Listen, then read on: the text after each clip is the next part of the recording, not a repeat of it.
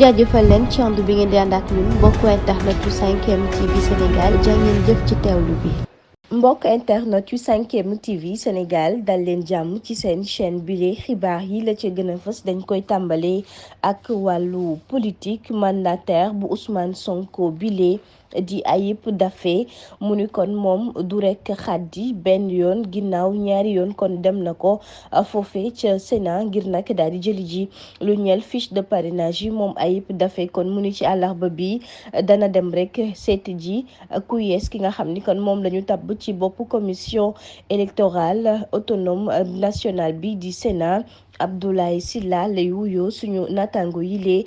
di waa Zeko ñooñu ko xamal di ñu xamal ni kon ginnaaw ndax dig daje ba nga xam ni kon joxe woon na ko moom mandataire bu Ousmane Sonko bi ba mu jugee ca direction générale des élections DGE tey jii kon ma ngay dem foofe ca Sénat ci altine gi ak talaata gi moom Ayib Daffé mu ni kon demoon na ca Sénat ngir daje ak directeur bu bees bi ginnaaw kon jëli rek fiche de parrainage yi moom nag mu ni jëm rek ci Ousmane Sonko mile mu ni kon bés bu njëkk ba mu demee fekk fa kenn nag ca institution ba ginnaaw googee kon mu ni fukk ak ñaar sax noo xam ni bees lañ fa ñoom nag tegaguñ leen fa woon tey jilee ginnaaw gi écho suñu natango les échos duñu xamal ni kon moom vice président bi daal dina koy dalal Ndari Touré moom leader ba patriote bi jëm nag ci intermédiaire yi nga xam ni kon avocat Ousmane Sonko yi teg nañ ko